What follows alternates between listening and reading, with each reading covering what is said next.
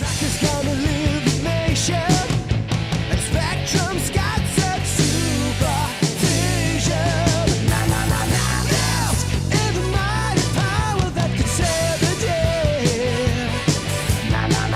Yes, no one knows what lies behind the mask charade. Mouse, always riding out on Venom's trail. Comes to the laser rays, fire away. Hey everybody, it's Bill from Matt-Trakker.com, and welcome to this episode of Behind the Mask. Now, if you've been watching my show, you've obviously might have seen this gentleman on YouTube a few times. It's Michael from RetroBlasting. Michael, how you doing? Good, I'm doing well. Thank you for having me on the show. We were talking beforehand, I've been watching you, I think since the beginning. It was about 2012, I think. Mm-hmm. When you got on, you and Melinda started.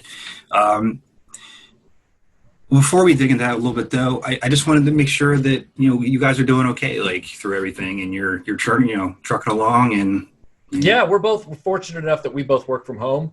Okay. So this whole thing that's been going on for all of us really just affected our ability to go out to eat and the prep that we have to do to go get groceries. But other than that, we've just stayed. We've just kind of stayed hunkered down, and we're just working. Melinda has her job, and I have mine, and we're good. But I appreciate the ask. Yeah, we're good. I'm glad to hear that. How's the archive room looking? Have you added anything new lately? People have been this is the toy display / archive room. People have been asking me for an update on the studio tour. I have added a few things. I'm looking around. I added the Voyager crew to the Star Trek shelf for Playmates line in the 90s. I don't know. I guess I'd have to turn the camera, but like over there somewhere is the Star Trek thing. I've added Doctor Who to the toy display room. I've added some Black Hole figures finally came into the archive, which was cool. I redid my GoBots yesterday after the live stream on Saturday, so now there are more GoBots out than there were before. Action Force is now in the house. Looking around here, some customs have been added, and there's also a new mask item that's been added, but I'm working on a video about that for this week. So if you want me to tell you what it is, I will, and if not, then we'll ride right past that. Yeah. Well, I'm actually looking forward to what this episode is going to be, and that's kind of what made me reach out to you. I've been wanting to do it for a while. I know your fondness for M.a.s.k. Yeah. And I also know that it's not perfect, which this is why I really gravitate towards your channel. That you speak the truth on things. So if you want to let people know what you're working on, that's great. Sure. I would love to hear it. Yeah. It's been a video that's been in development for about 5 years. After I did the video called The Trouble with Hondo, which was all about the cartoon continuity issues with his two different vehicles and how that all kind of played out versus the toy line, I wanted my next video to be about Gloria Baker and why she was so important in the television show, and yet she's the one major vehicle and really major season 1 depiction of her character that never got made as a toy. Like, we even got Scott and T-Bob, but we didn't get Gloria in her season 1 outfit with the shark.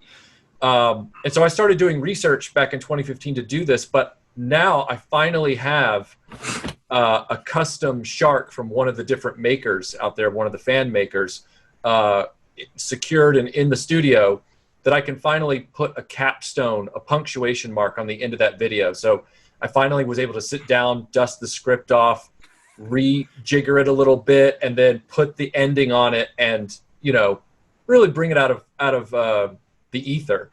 So that will be my next big mask video. I'm hoping to have that done this week.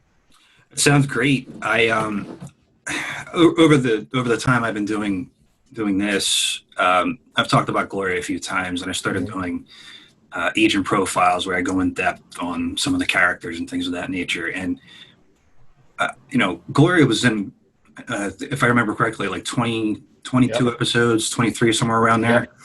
And it's just a shame that you had her prominent Yes. right there.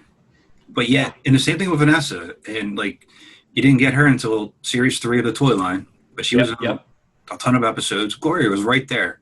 Yeah. And literally, I've been trying so hard to talk to anybody at Kenner to see what the thought process was, other than that they're boys' toys. That's the only thing I can think of. Like, I've read so many wacky theories when I've been working on this finishing up this script. You know, some people theorize that she got delayed because they think Porsche wouldn't have given them the license for the car.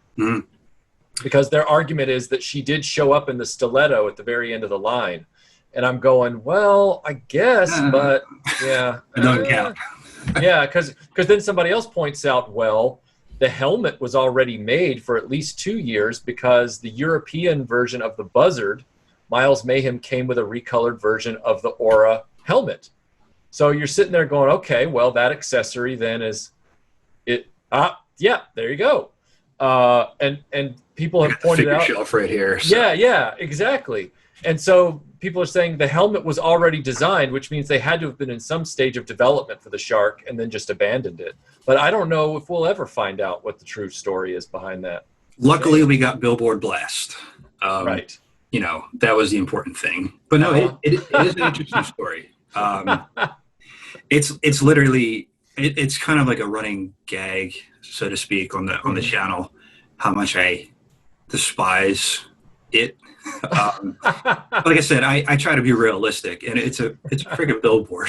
Like, come on. Right. We got that, and then Gloria had to drive around in Sly's mask, essentially.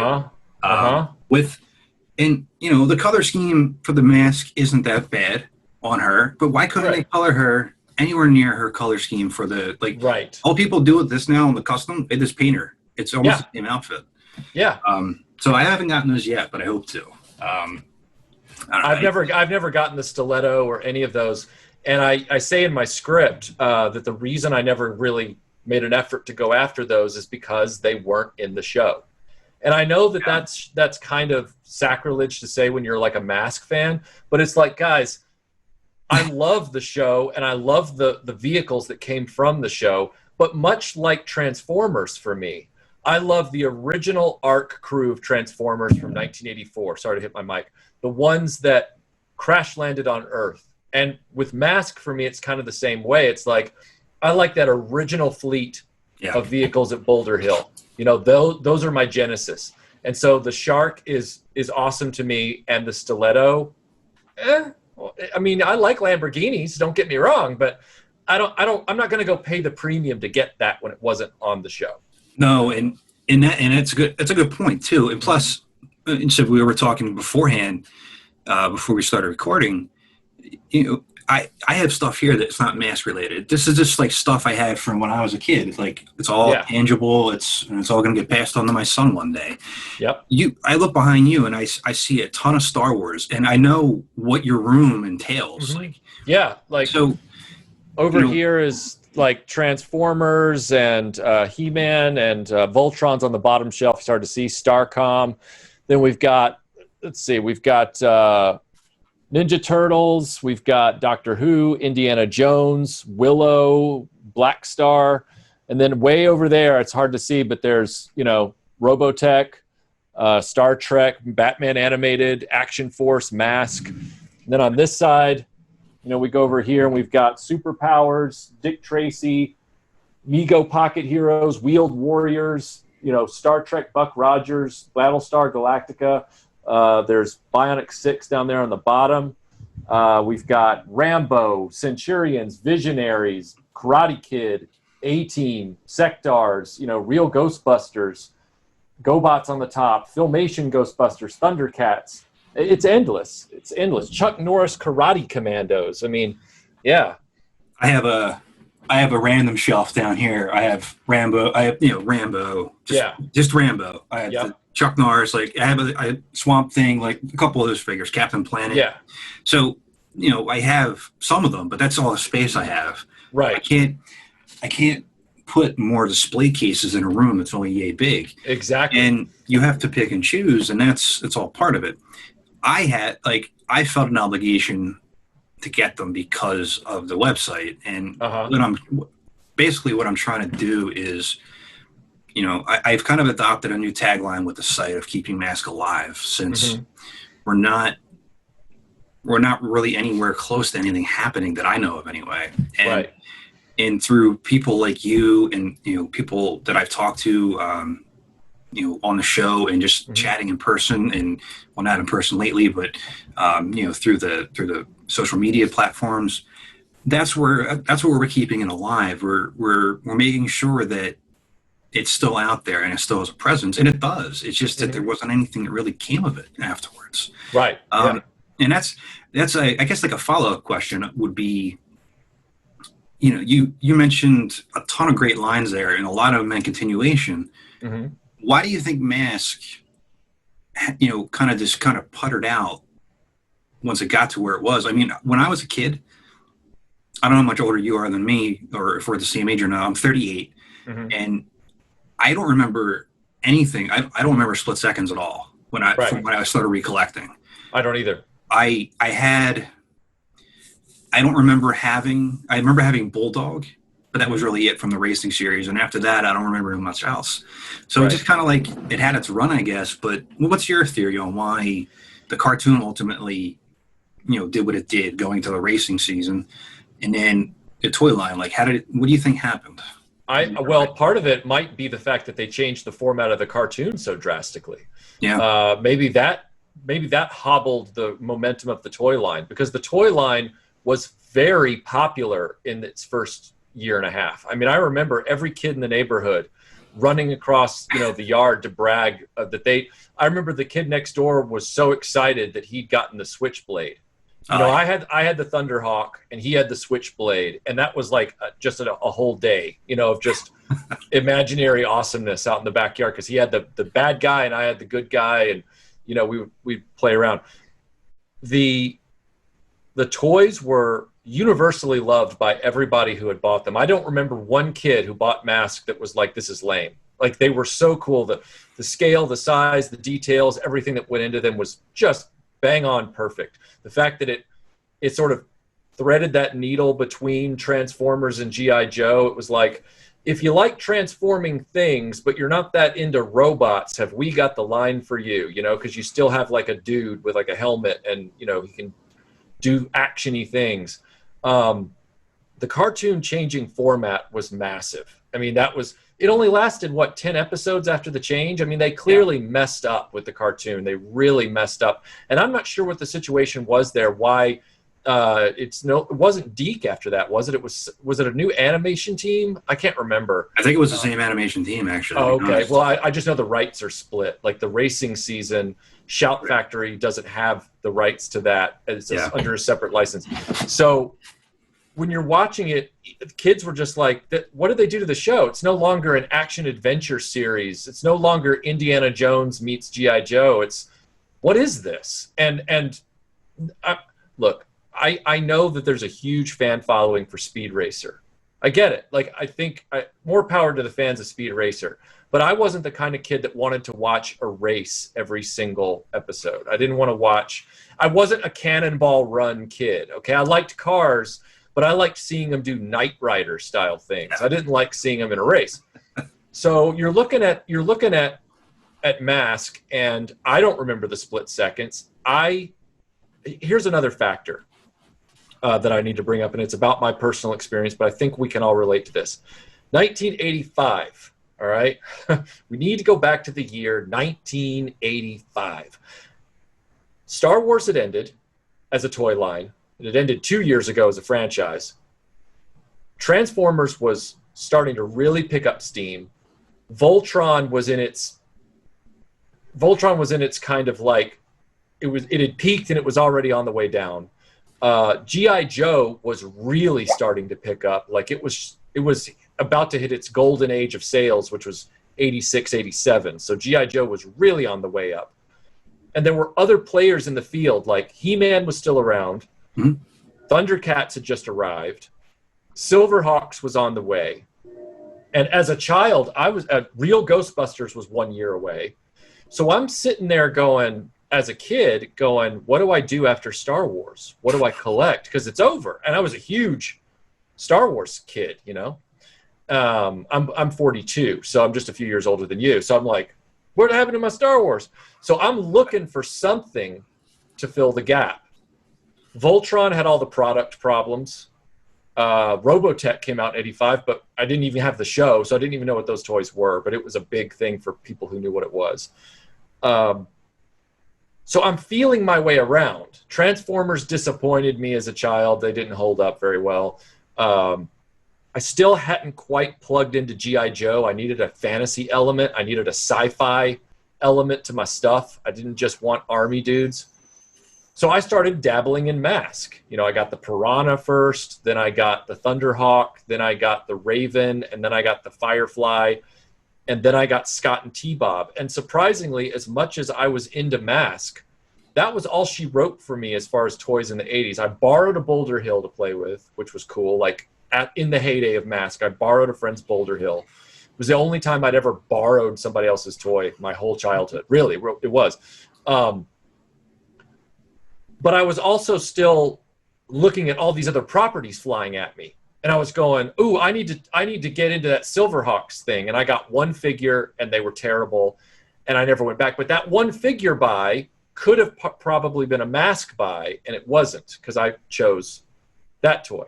And it was, you know, there's this thing out now for G.I. Joe called the Ostriker, and it's like a dune buggy, and it comes with, you know, like with a cannon on the top, and you can put timber in the back, and and so you get that. Well, that was also a M.a.s.k. toy that I could have gotten and didn't get. When I was into Star Wars, as a comparison, it was, you go to the store, you get a Star Wars figure. Star Wars figure, Star Wars figure, Star Wars figure. You ask for a Star Wars vehicle for your birthday, more Star Wars, more Star Wars, more Star Wars. M.a.s.k. was a different scale, so it wasn't compatible with a lot of the other toys I already had that were 3 3/4 inch. I loved the detail. I loved the mechanisms. I loved what they could do. But there were all these other properties that were vying for my attention. And as a kid at that time, in the middle of the 80s, it was like, I got real Ghostbusters figures. I got Silverhawks.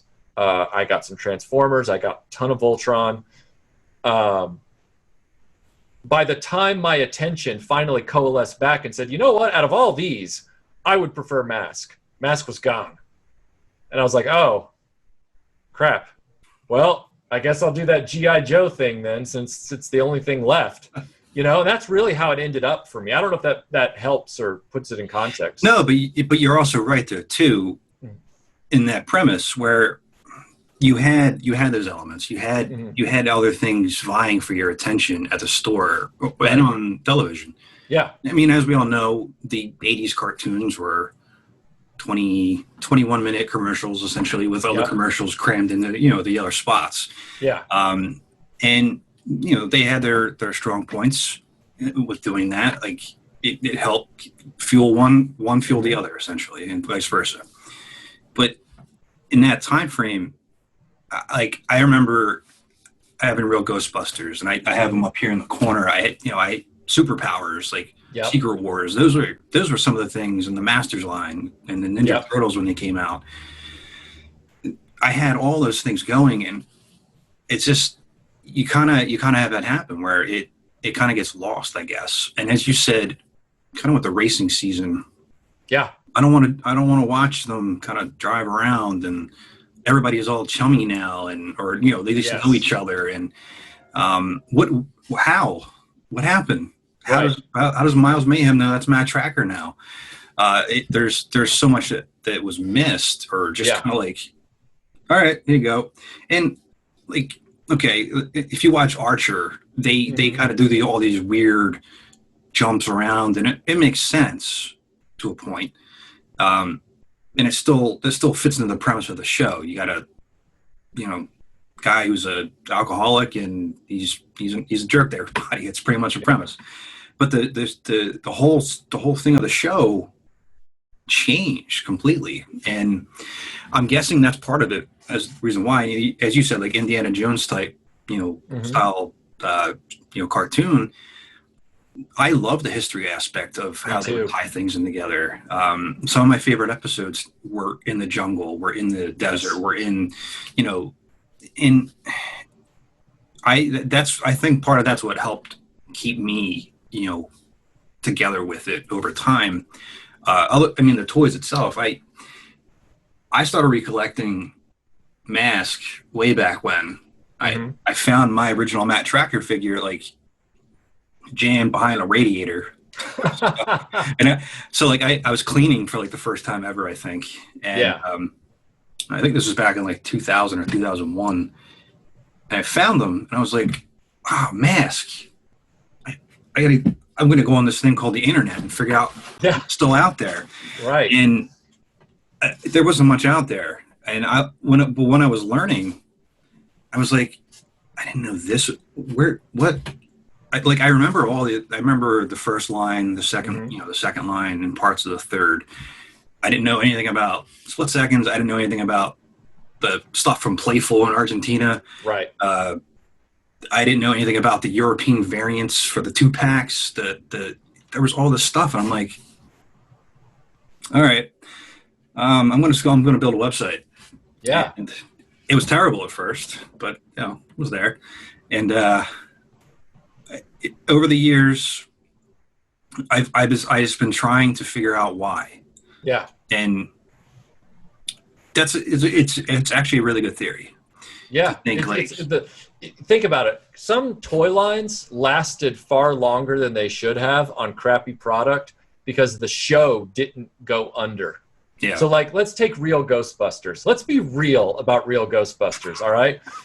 The show. All right. You can say what you want about when they changed the title to It's Slimer and the Real Ghostbusters. You can say what you want about that. Yeah, that was a big format change, but that didn't happen for several years. And by that point, kids were already pulled in, right? But for the first few years, Real Ghostbusters was just straight up Real Ghostbusters as a show, regardless of what toys Kenner decided to put out. So the show was quality, and kids could rely on it every afternoon. And they were like, yeah, the Ghostbusters. And so even though the toys weren't the greatest in the stores after the first run, they would still be into the idea of the show to buy some of the new variants, to buy some of the new vehicles and stuff like that. M.a.s.k., on the other hand, is the opposite, where you have a great show and you have a great toy line up front, as was Real Ghostbusters' first wave with its show. And then suddenly the show went boom, like this, and all the kids were like, ugh, what is it? The show died an early death, deservedly so.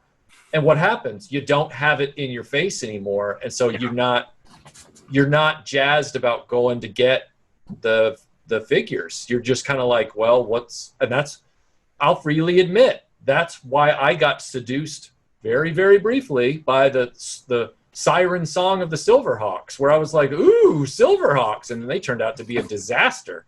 Silverhawks are terrible, but it pulled my attention away at that crucial moment when I could have been buying more M.a.s.k. stuff and floating the product line.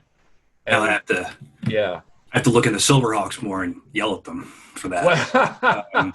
Well, it's just one of many in 1986. Real Ghostbusters was the real, and it was a competing Kenner product as well. You've got Kenner trying to do M.a.s.k. and Real Ghostbusters at the same time. But Kenner's M.a.s.k. stuff, even until the end of the toy line, was far superior as a toy product to anything the Real Ghostbusters put out. Yeah. But the Real Ghostbusters show on TV stayed true to itself for several years, and that was all it took. I think that's 5 or 6 seasons, I think. Yeah, it's like 5 or 6 seasons, but the first, I want to say 3 or 4 was straight up Real Ghostbusters before they changed it to Slimer or whatever it was. But the premise was still there, yeah. Yeah, the premise was still there. So I think that's a crucial factor in why Real Ghostbusters, or why M.a.s.k. faltered at such an early stage. They had 4 waves. So the toy line did stick around beyond the cartoon, kind of like when Filmation said, we're done making He-Man cartoons, Mattel, we want to move on and do She-Ra. He-Man as a toy line still stuck around for about 2 years after that, but the sales kept dropping. Yeah. And so I think with M.a.s.k. it was the same way. M.a.s.k. was around for 4 waves, and of those 4 waves, you had a cartoon on for maybe 1.5, something like that. Yeah, I think that's about right. Yeah. That's actually it's a good way to look at it. I think, and that's why I keep trying to like find anybody to talk to that works. Like I've talked to the cast members and the writers, but nobody really that worked behind the scenes on things. So right. And I'm not going to be like, tell me all your financial details of why M.a.s.k. went the way it did. But, hey, what happened? Yeah. What led to it? Was it me? Did I stop watching? I'm sorry, but while we're on the notion of kind of thinking backwards here, one of the funniest things that I've watched on your show was the way you led in on part 2 of your M.a.s.k. episode, and you're talking about swim lessons. Oh yeah. So I always got a kick out of that, and I was rewatching them the other day when I just wanted to make sure I was like fresh on everything that you guys had done, and I'm watching it again, and I'm like, I have to ask him about it. Do you still, to this day, kind of have that feeling? Because I got a M.a.s.k. toy mostly when I went to the dentist. So I was like, man, that poor guy. I know. So it's like, I mostly got it when I went to the dentist, and my teeth were terrible back in the day. So that's pretty much how I got my M.a.s.k. collection. But I was just curious if that was still. Are you going to have to go take some Xanax or something afterwards? No. It's not so much an anxiety-inducing memory as more of a memory that makes me slough my shoulders and just kind of sigh. Yeah. It's a depressant, not so much an antidepressant. The whole thing about that, though, because M.a.s.k. toys were at a higher price point in general, yeah, they definitely were, than other toys, because you were mostly getting a figure with a vehicle every time. I was watching the cartoon, and I was into the toys at the height of those horrible swim lessons, and so it's tied together in that way. But oddly, the figures that I would get, or the toys that I would get after going to swim lessons occasionally, it wasn't every time, but occasionally, we would go to a store in the mall at Nashville called K&K Toys, not KB, K&K, which actually has a track record on the internet. You can search up K&K Toys and you can see photos of the storefronts and stuff. They had gotten in G.I. Joes that were on redbacks. They were just the redback file cards that were just in a plastic bag with the figure in the bag with them, and put them in a big wire bin. And those were figures that were overstock from the previous waves that were now officially discontinued. So there were characters in there like Dusty, Crimson Guard, characters like that I had almost missed. And so they were on discount, and we would go there and buy those after swim lessons. But M.a.s.k., that was the same K&K where I got Scott and T-Bob. When Scott and T-Bob showed up, that was a priority for me to get them, because they would go with Matt and the Thunderhawk. So that whole swimming lessons era of my childhood, M.a.s.k. was the cartoon that I wanted to watch when I was home from school in the afternoons or whatever. So that's probably where that trigger is. I'll hear I'll hear the commercial break, da da da da da da, and I'll go, oh, bubbles, I'll think swimming lessons. I don't know why. It's just a thing. It's weird. So that's funny. I just it's funny how you can you remember that in that sense. I just remember going to the dentist, being in pain, and here's a M.a.s.k. toy. At least there was somewhat of a happy ending out of it. Sure. But, yeah. You have, luckily it didn't carry for me. I remember it fondly, but it wasn't obviously now I can't go to the dentist and then go get a M.a.s.k. toy. Right. Not that I know of anyway, but, and I doubt my wife would do that. She'll probably look it up. But I just wanted to ask, because I just remember the lead into it. I was just like, yeah, I'm sorry. Yeah. But, and it's weird because no other cartoon from that same time period has that attached to it. They have other things. So like, because I went to a convent school in grade school. So I was taught by really mean nuns, you know, and it was weird. I was living in the United States, of course, but I looked like I was in a Harry Potter movie because I had like the, you know, the uniform on with the whatever. If my little sport coat had actually been like a robe, I could have had a wand. But anyway, so other toy lines like Silverhawks, for example, the Silverhawks cartoon totally makes me think about that horrible school all the time. That was at the same time, give or take, that I was watching m.a.s.k. It could have been worse. That's good. Could have been worse. MacGyver, when I watch MacGyver, it suddenly makes me think about my mom yelling at me to go to bed. Same time period, 1985, doesn't remind me of swim lessons. So you got MacGyver reminding me of my mom telling me to go to bed. You've got Silverhawks reminding me of a school that I hated. And you've got m.a.s.k. reminding me of swimming lessons that I also hated. Either way, like it's weird the way that works. Well, let's talk about, you just mentioned the word hate. Let's talk about Scott and T-Bob for a couple minutes. Okay, sure. So for me, Scott was the factor of the show that I didn't like. Yeah. To this day, I still don't like the character. I have a toy. T-Bob, I was kind of similar on for a long time. He's kind of grown on me a little bit. And I always think that if Scott wasn't there, and you touched on this in your episode correctly, why did they have to keep kind of cramming kids in to have a tie-in together? Like G.I. Joe and everything, there wasn't a kid.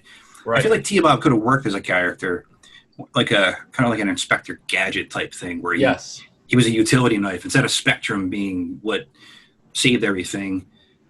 Maybe T-Bob could have done something other than being a scooter and a camera, like whatever it was. And do you still feel the same way about Scott and T-Bob? Like, I think T-Bob is a wasted opportunity because I like robots. I like droids. I like that kind of thing. And especially coming off of Star Wars and stuff, I understand why they put him in the show.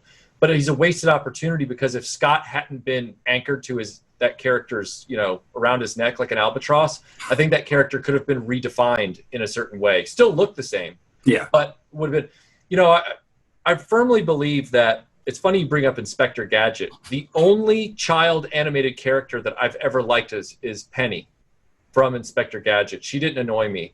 But it's because she was competent and she wasn't like, in the sense, she was the one protecting her uncle, right? She was, her and Brain were doing all that stuff. I'll make one more obscure reference. There is another child character that I liked, but not as many people know about them in the 80s. And that was the little sister in Pole Position, the short-lived cartoon that was very loosely based on the arcade game. I remember the show. I don't remember it too fondly, though. Yeah. Yeah, I actually really liked that show. And that character also wasn't annoying. But it was because she was always part of the story, she wasn't making boneheaded decisions that forced the heroes to divert from their main objective to save them. So, like, that's the problem I have with Scott, is that he's old enough that he should be smart enough to know by now what he needs to do to really help his dad. And a lot of that means not getting in the way. Yeah. But he constantly does stupid things. And T-Bob is like, he's annoying, but T-Bob is also the voice of reason. He's like, oh, Scott, we shouldn't do this. And you're going, yeah, T-Bob, his voice is annoying, but he's making sense. Yeah. Maybe you should listen to him, Scott. Yeah. None of the major franchises that we grew up with, none of the major properties that we liked centered on kids.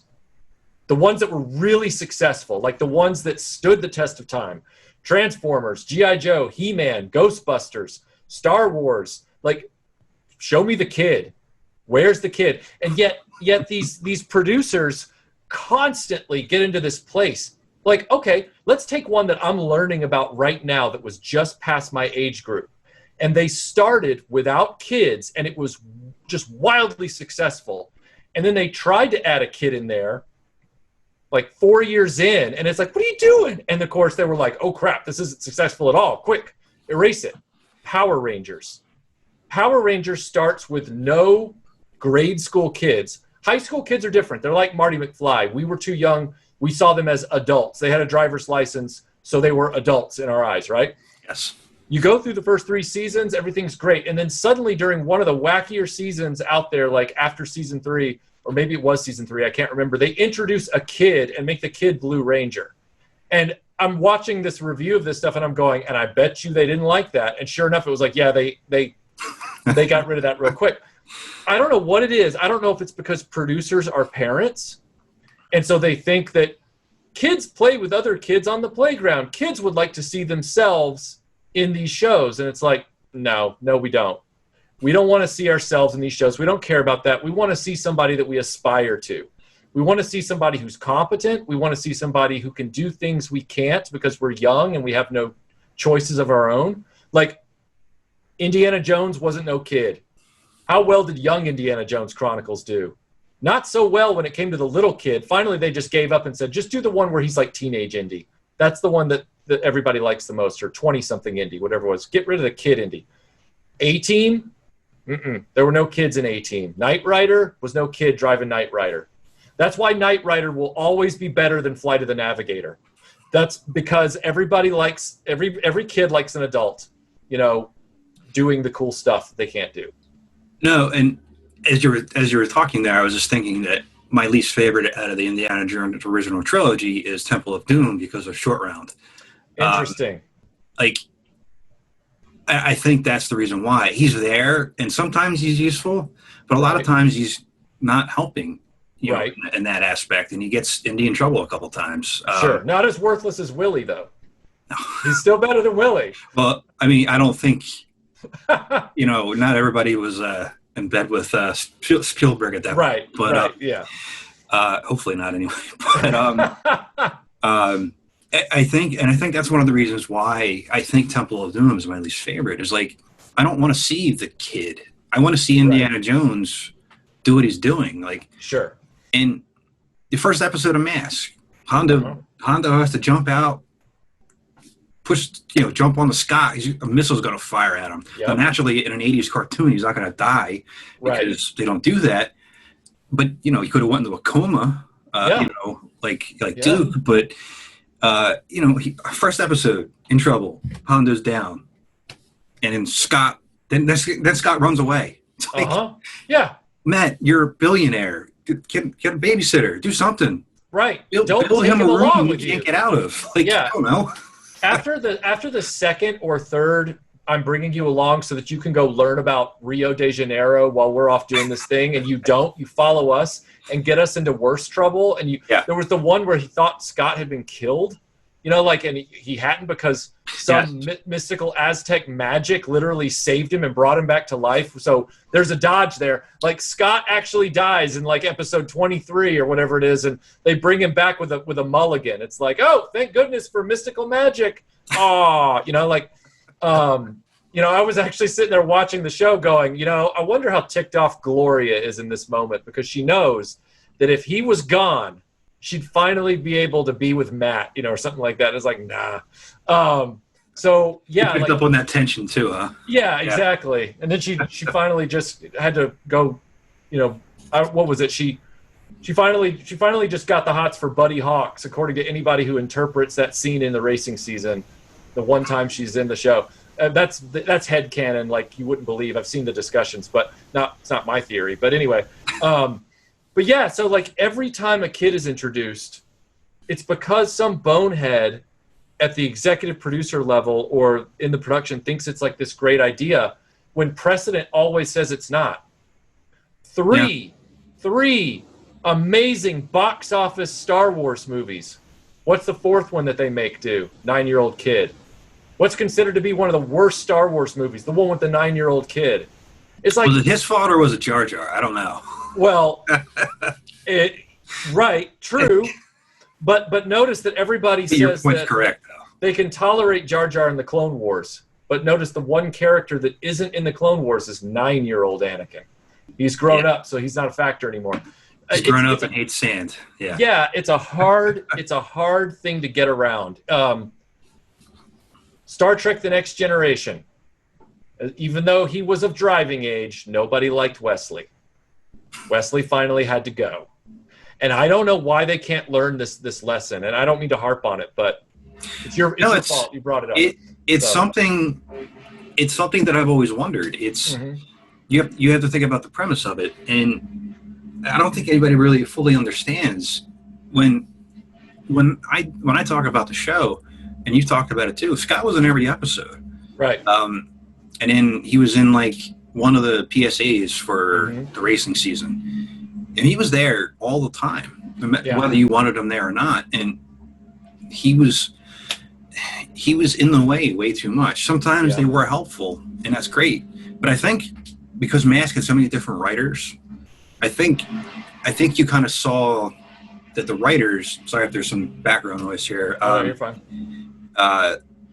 The writers, and it's hard to pin down too, which ones had a certain kind of style they might have followed, because they had to like work in certain characters for the episodes, but they obviously got to put their own little spin on things. And which ones made Scott a little more competent that episode? Which ones made him, useless essentially? Right. That's one thing I'm trying to get to the bottom of, but I have to circle back with the writers and try to figure out also some of the other ones that I haven't been able to talk to over the years, because it's an interesting kind of dynamic. I want to know if that was the case, because there's definitely some where he's okay, but then there's some where you're like, you just look down, and like when you rewatch, you're like, get out of the way, move, stop, no. I want to see Brad Turner, like get out of, and especially now, like being late 30s, early 40s. You don't have time for Scott. Get out of the way. Exactly. I mean, I can't tell you how many times I was scrubbing through episodes the other day to double check somebody else's web list for the shark video that I'm working on. And I was just making sure that, the number of appearances were within the ballpark. But I can't tell you how many times I scrubbed past Matt-Trakker going, Scott, look out, Scott. And I'm going, oh my God, like, leave him at home. Like, seriously, get Nanny McPhee and make a mask that you put on him that just puts him in a medically induced coma for the episode. Yes. It's like, or knockout gas or something like that. But, right. You've given the kid his own transportation. You've given him a palatial estate to live on. With multiple tennis courts. Yes. If that's not enough for him, then he needs to go to boarding school or something, Yeah. I don't know if you got a chance. I don't know if you even know about it, but there's an artist. He goes by the pen name of Kerouac, who put out his own comics, M.a.s.k. 85 and 86, and I talk with him a lot. Actually, became pretty good friends with him, and I like the spin that he took with the comics. I wanted to ask you like your opinion on the IDW iteration that came out. I don't know if you really got into a lot of detail with it, but I liked it. There were some premises of it. Like I kind of wish I wish it actually got to keep some longevity to it and really get it to flush out. Right. I didn't mind the vehicle redesigns. I didn't mind the character redesigns. It was just nice to see something new, but then it just all of a sudden abruptly stopped. And then you had a fan create 7 comics out of a 2-part series, do all the writing, the drawing, like everything. Right. Staying true to the original line, basing it off of the cartoon aspect of the designs, but making it a little more edgy. Yeah. And I appreciated that. It showed that M.a.s.k. as it sits here and as I'm looking at it, it shows that it could work today. Even though it was written M.a.s.k. 85, M.a.s.k. 86, I feel like if it was going to be brought back today in a mainstream way, he proved that it can be done. Yep. And I was just curious your thoughts on both. If you have any on them. Well, I can speak to this on a high level as well. I think there's a universal truth here, much like with don't bring kids into entertainment because the track record is that's not going to work. And this has happened so many times in entertainment property relaunches. It's not even funny, but I'm going to boil it down at first to one example. When you sit down at the table to brainstorm your ideas and to relaunch a property, and your first thing is, well, you know what the problem with this is? It's Superman's underwear. We got to get rid of them. The underwear just looks dumb. You've already lost. You've already lost. Because the character of Superman is already, let's say this was 10 years ago, whenever stupid Man of Steel came out or whatever. The character is already 70 years strong without your input. Like, that underwear has not stopped that character in pop culture at all. Like, that, it is not a factor. So what you're seeing as a problem is something nobody else sees as a problem. That character was successful because of all of that, not in spite of it. And yet you're seeing it that way as this entertainment professional, which is laughable. So if I was to pick, I would pick Caro's stuff over IDW, because IDW, while it's not as fatally flawed as, say, the example I just gave, I'm not trying to imply that. The idea that all of this stuff has to be put on steroids and dialed up to 12 and redesigned and all this stuff, and I'm going, but it was popular before you. The entire reason that you even want to license a comic about it is because it is still in some way popular, even without having had a property in 30 years. And yet your first instinct is to change all of it? Do you not see the cognitive dissonance there? It's like, yeah. It's crazy. Like, it's lunacy. So I'm sitting back and I'm looking at examples like this and I'm going, okay, this thing was popular enough without anything going for it that you paid the licensing fee to get it in-house and start making something. And the first thing that you guys say, and this happens a lot, this isn't just IDW, this happens all the time. The first thing they say is, all right, we gotta fix all these problems. We gotta make it different. We gotta redesign it. And you're going, whoa. If this thing was that problematic, why are you buying it? If this thing was that much of a mess, why are you buying it? And I know that they might not have seen they might not have seen M.a.s.k. as a mess, but they saw things like Superman as a mess. And this has happened so many times. They saw Star Trek as a mess, and it happens. It happens all the time. That's why they peppered Kevin Smith with all the questions about, is He-Man going to be the same in your iteration? And he's like, yes. It's just, he's like, it's just a continuation of the Filmation show or whatever it was. He's like, I promise. It's just a continuation of what we all know. And that's why that issue is so important to people by now, because guys like you and myself, we've seen this happen so many times where, they want the property because it's successful, but they want it in name only. And then they take it and they do this with it the moment they get it. And then they vomit out something that doesn't look, resemble, sound anything like the thing they bought. And then they wonder why it doesn't do well.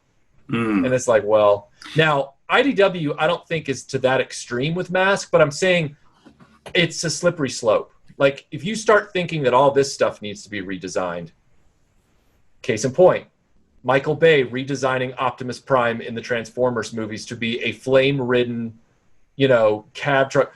All of us going into that movie had not waited 30 years to see, at least the voice was there. Yeah, it's a truck. Yeah, the voice was there, but they had to fight to get the voice there. The fans had to fight to get him on board. The truck looks like it came off of, American Choppers or whatever it is. Like, it looks like just this ridiculous vehicle. And you're going, all right, so kids that don't know anything about this property are going in with their parents who do know. The kids are just waiting to absorb whatever's on the screen, right? The kids are just waiting to be a sponge. If their dad is into it, they're going to be into it. Now, there are some dads that have like an IQ of 60 and they're just chuckle houses and they're into everything. And they're like, oh, look, robots, Transformers, this is great, and But then for every one of those guys, there's like one of us who's like, this is terrible. I remember being in the theater watching it. Yeah. I'm watching it. I'm going, that's not Optimus Prime. No. But If they had made Optimus look like Optimus, car and robot, or vehicle, truck and robot, all the at least parents, close. Yeah, at least close. Yeah.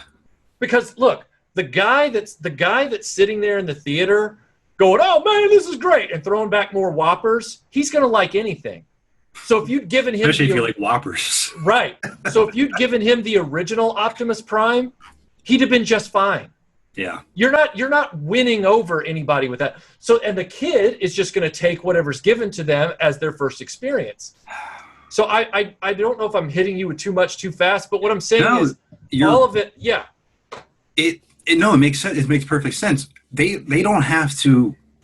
They if they're going to make these things like that, they have to make them for the fans that are similar to our kind of viewpoints on these things. Right. Where, as you said, they're going to go in and go, oh, it's just fighting robots. I remember Optimus Prime. He doesn't remember Optimus Prime, but he remembers the name and the premise.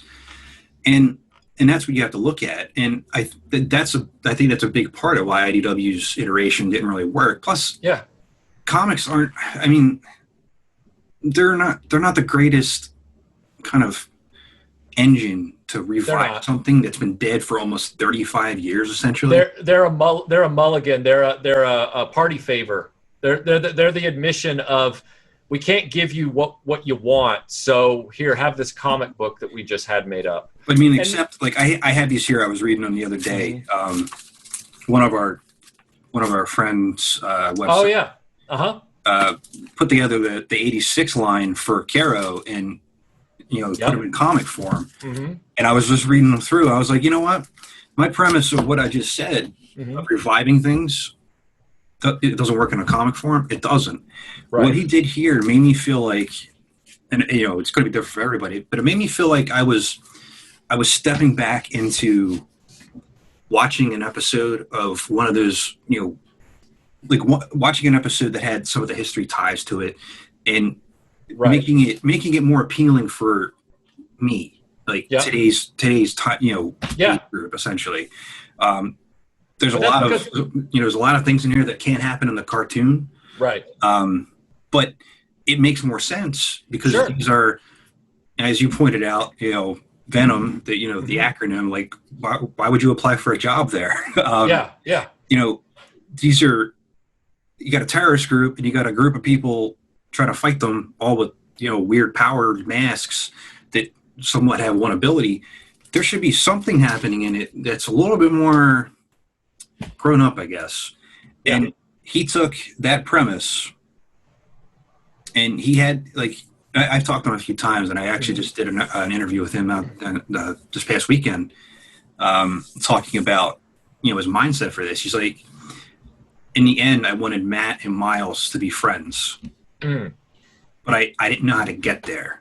Right. He made up the Mandela Stone. I had to look that up to see if that was a real thing. Like, because it sounds like something that that was the premise for the time travel, was the Mandela Stone, and I was like, was that like an ancient Mayan thing? Like, what was that? Right. He made it up, and I was like, all right, it was so cool, like, on the premise of it. So. Well, that's the thing. The fans are doing the best work, and what Caro has done is he's created something that actually feels like a continuation of the M.a.s.k comic that was on the spinner racks when we were kids, that was concurrent with the actual toy line, which is a totally different thing from. And again, I don't think IDW is a bad company. I'm not trying to dog on IDW. Oh, no. But IDW is the canary in the coal mine. When they get a property, I'm not even joking. When they get, you'll laugh, but it's okay to laugh, but I'm not joking. Like, when IDW licenses a property for a comic book, the Funko Pops are 6 months away for that property. I mean, it's like clockwork. I mean, where are the M.a.s.k ones at? Well, right, but the comic has to last a little while, right? But just wait. I mean, as soon as Hasbro announces their first attempt at their cinematic universe or whatever, and they do M.a.s.k or whatever, there will be classic M.a.s.k Funko Pops, which don't anyone listening, reclaim your bounty. You don't have to buy M.a.s.k Funko Pops just because they say M.a.s.k on them. You don't have to. We might disagree there. I'm going to have to do it just because it says M.a.s.k. Well, look, if your audience wants a review of them, that's fine. But you do know they're all the same, right? Correct. They're all about 1/16 pound of vinyl painted up in a certain look. I got Batman up here, animated series. Yeah. That's the only one I have. I have one. Right. Just because it was Batman, and right. I was like, I'm going to buy this, but you're correct. It's You know what it looks like? It looks like Calvin from Calvin and Hobbes getting in every single outfit that's ever existed for every character. It's probably a website like that, actually. I know, right? So if I ever see a Calvin and Hobbes Calvin Funko Pop, I'm going to be like, oh, so it's Genesis. He's like It's just him now, Yeah. It's just him now. And that's a good kind of segue into what I want to talk about next. Is we had some things pop up from time to time over the years with M.a.s.k. We had the G.I. Joe figure. I think that was back in 2008. Right. I think. So, oh my God, that's a long time ago. And then we had the re-release of the figure, except he was African American, for that shared universe San Diego Comic-Con box from IDW. Right. We had these little teases here and there, and all these little weird nuances, like M.a.s.k were cops at San Diego Comic-Con, and it was all like, yes, look, there's a figure in G.I. Joe. It's Matt-Trakker, even though it's not really Matt-Trakker. It's him. I was expecting so much, and back then it was hard to get information out of pretty much anything, really. Now we have it at our fingertips. I wasn't 100% sure what was going to happen next. All I knew is I was like, a new M.a.s.k toy? And today, right now, this is great. I can't wait to see Miles Mayhem was probably going to be next. It didn't happen, as you know. And I have the figures, and I love them, but I was really let down on the fact that didn't happen, where there was more. I don't know if you at that point you were looking for M.a.s.k things or found that and had it in your collection, but did you have any expectations following it? And would you be okay with Hasbro just releasing the figures in that scale without the vehicles if they did a re-release without a movie tie-in or six-inch M.a.s.k figures without vehicles is a pointless endeavor, unless M.a.s.k is just like your thing. Like there's always that guy, and I'm not knocking him. There's a fan of everything. Like there is that guy out there. He's out there somewhere. I don't know his name, but like his thing is the movie Ice Pirates with Robert Urich. Like that's his thing. It's just Ice Pirates all the time. And there's no toys, there's nothing. And he'll buy everything with Ice Pirates on it. Like he'll just, oh yeah, Ice Pirates is the best. And all of his friends are like, yeah, he's a little weird. He likes Ice Pirates. It's like a thing. Just go with it. Right? So M.a.s.k fans who are that dyed in the wool about it will blind themselves to the uselessness of M.a.s.k characters without their vehicles. They'll just do it, and they'll just buy them all. And it's like, all right, that's a useless exercise for me because that's money that could be spent on vintage M.a.s.k. Now, I told my friend the other day, because they love to say, oh, I can't get into vintage, it's too expensive. And I'm like, you're buying Black Series Star Wars at $20 a figure. You're literally going on HasLab to try and get a $400 X-Men Sentinel. And you're going to tell me that you can't afford vintage? $400? Or 300 or something. I saw some pictures of it. I was like, it's going to cost a lot. Yeah. And I'm going, you can afford vintage, you're just not doing it because you're going after the hype train. You're going after whatever's new and what's next. So to answer your question about Hasbro, after the show on Saturday, because we do a live stream every Saturday, after the show, Tim and I were talking. Tim is a guy on the RetroBlasting crew, and we were talking about this in a different respect. And I said, we have all these fans that are out there right now, whether it's Caro or whether it's Robert doing the upscaled Battlestar Galactica stuff. We have fans out there doing these like pop culture redemptions. Like they're keeping things going that are all but lost, right? They're all but gone and they never should have been gone. You got guys out there trying to forensically create with 3D printing a viable shark for Gloria Baker, right? That you can put with your collection. And I'm sitting there and I looked at Tim and I said, HasLab. HasLab is Hasbro's crowdfunding arm to create projects that otherwise might never get made. Okay, now follow me on this one. Because I told him, I said, and what do they decide they're going to create with HasLab? What are they going to do? They bring up, first of all, the word Star Wars should never be followed with crowdfunded. Because Star Wars already has a market. Like, there is no reason to crowdfund anything Star Wars ever. Never. You should never have that excuse. Just look at Rancho Obi-Wan. I don't know if you're familiar with that. Like, there's it's 10 trillion things in there. Like, people will buy Star Wars at any price point, no matter what. They could have just made that sail barge, put it on their website, it would have sold out. All right. If they didn't want to put it in stores, they could have put it on Hasbro Pulse, and it would have sold out. All right. Same thing. What's the next big franchise you never should have to kickstart? Transformers. What'd they do? Unicron. Really? There are people already buying Masterpiece Transformers at those price points. You don't need to crowdfund Unicron. Next one they've done. What's the next one? X-Men. Are you kidding me? Marvel? They're hurting right now. I know they're hurting, but they're hurting because they're making decisions like this. They're not putting out enough product to meet demand. They're not distributing the product properly.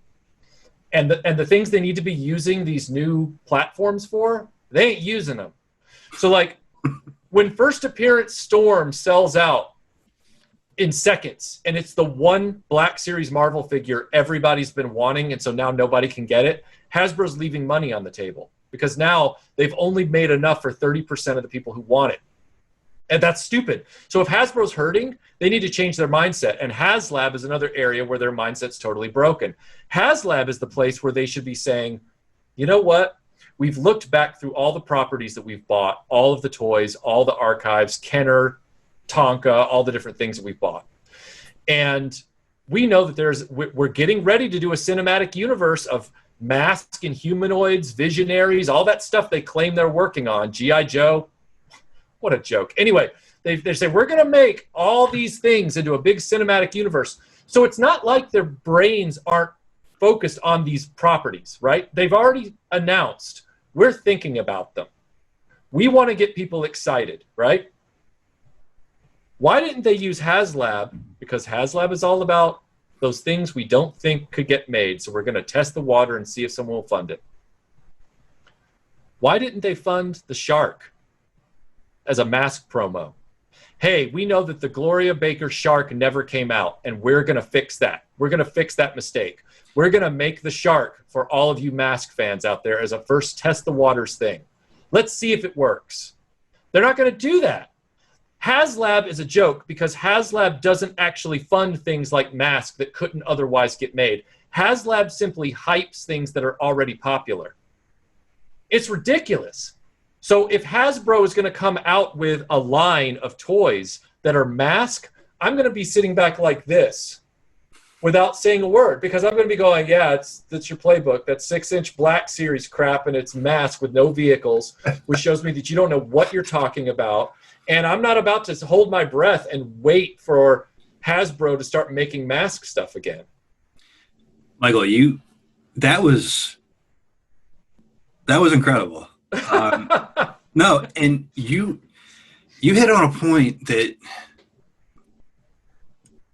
I think about a lot, and it's will I buy them essentially if they came out that way?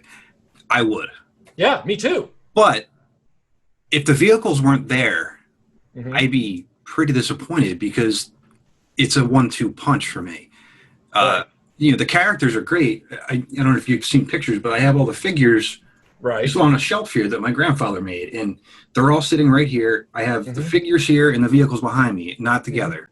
Right. And people find that weird, but I was like, well, they keep falling down, and I don't want to watch that. So, but I look at them, I got the 1-2 punch, and if they made a 6-inch or a 3 3/4 or whatever, I would buy it. Would I be would I be happy about it? Yes, but I'd be disappointed in the same sense. That's my thing. I'm not. That's the thing. The people have told me what you just said. I'd be happy, but I'd also be disappointed. People have been asking me why I haven't bought into G.I. Joe Classifieds, the 6-inch G.I. Joes, and I said because most of the characters suck. And the response is always, I had a conversation today with a guy this morning before I got on the recording with you, and he said, right, but that Cobra Soldier looked pretty good. And I said, you're talking about one figure out of 15. There were 15 in an initial run? Or 12. They've had about 12 to 15 announcements, I think. Okay. And all of them are terrible, with the Cobra Soldier being like, yeah, he's okay. But like, okay measured against the other G.I. Joe Classifieds is stellar.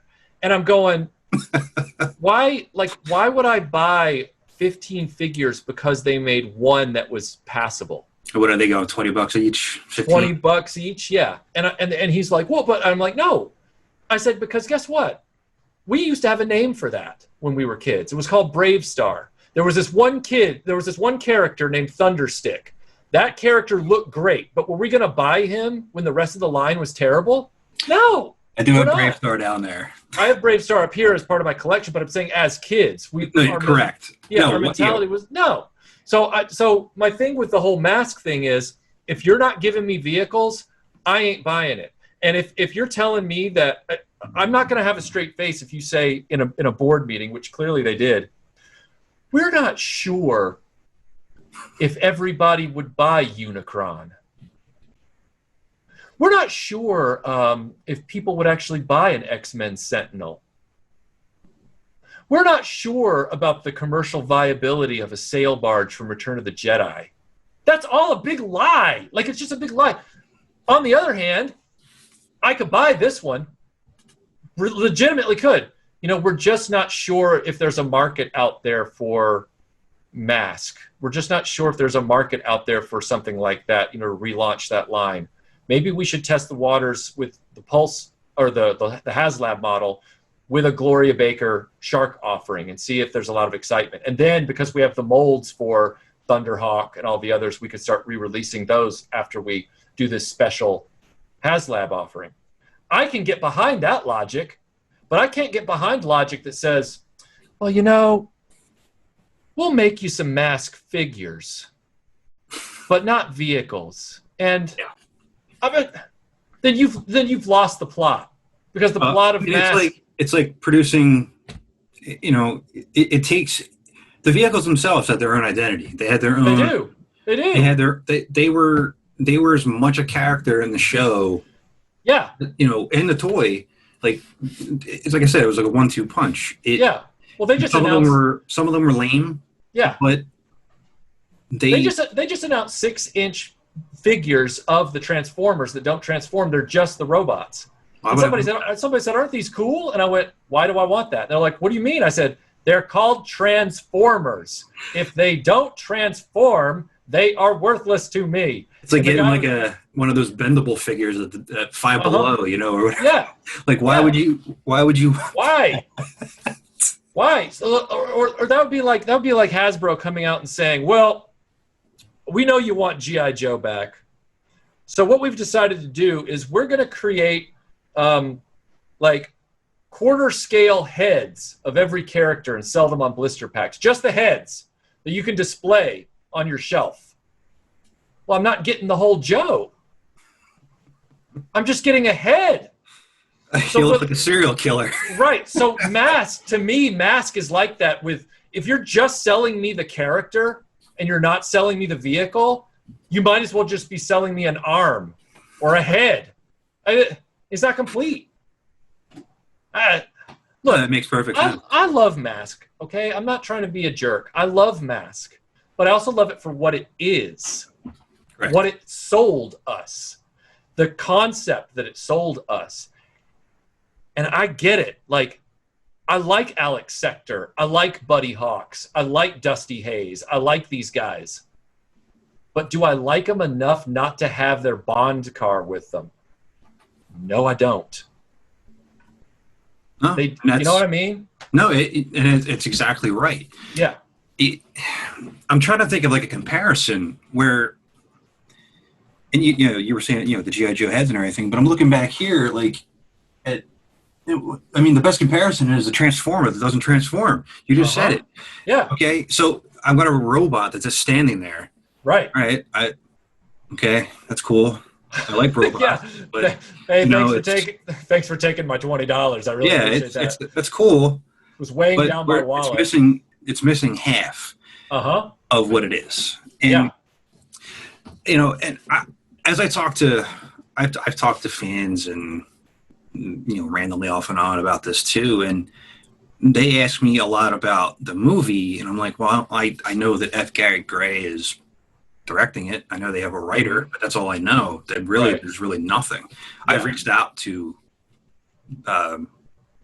Hasbro, F. Gary Gray's production company, and one of the producers, I forget his name off the top of my head, just to say, hey, I've been doing this for a long time. Is there anything going on? Right. Is there anything you guys need help with, like, etc.? I'm not looking to be a producer on it. Right. But I feel like if they're gonna do something with the property, it'd be nice to have some kind of news out of it. But that's what they do. They hype you. They hype you to keep things. The poster child for this behavior is the Delorean Motor Company. I own a DeLorean, like an original DeLorean. That's not a brag. But what I'm saying is, because I do that, I always get people sending me the links to the every 2 to 3 years, the DeLorean Motor Company in Houston, not related except in name only to the original, they put out a press release that they're going to do something amazing. We're bringing back the car. No, you're not. We're buying the Pontiac Solstice factory, and we're going to make that DeLorean 2. No, you're not. We're going to make an electric version. No, you're not. And guess what happens every time? Nothing. So when it comes to Hasbro, you got to remember, and I don't mean you, I mean the general you, Hasbro wants to be a movie studio because their CEO is crazy. Like, they're not a movie studio. They want to be, and that's why their focus on toys has been so terrible since 2011, because they've gotten all scattershot. They've gotten so focused, they've lost the prize. Oh, we're Hasbro Gaming now, and we do movies. We're a media company. Really? Show me your media. Well, G.I. Joe, The Rise of Cobra. That was Dog Dookie. You and I both know it. I wouldn't really complain about, I wouldn't really brag about something that was kind of off-putting. Terrible and off-putting. Yeah, your Transformers movies are laughable. The only reason they made money is because of, China, having a mecha culture. They like robots, and we like robots, but anybody who, is paying attention, and we all laugh at those movies. You're about to take a bunch of properties, of which 2 out of the 5 of them aren't even yours. M.a.s.k. and M.a.s.k. and what's the other one? Wait, Visionaries. I got to do the math on this. G.I. Joe, Visionaries, Inhumanoids, M.a.s.k. and Centurions. So M.a.s.k. and Centurions aren't even theirs to begin with. And you think you're going to make a movie studio out of yourselves when your 2 movies were G.I. Joe, Rise of Cobra, and G.I. Joe, Retribution. Oh, and maybe you could argue the Power Rangers movie was yours because you bought that wholesale. That movie wasn't considered very good either. Your latest Transformers show, you guys decided not to use Peter Cullen, and instead you're using non-union voice actors so that you could save money, which is a total Haim Saban move. And let me tell you something, Hasbro. If you guys think you're going to become a movie studio by using the Haim Saban playbook, you're already dead on arrival. All right? Like, if you're already cheaping out, even though you're the biggest toy company in the world and you have the most resources at your fingertips, if you're already cheaping out, you've already lost. Because their track record is terrible.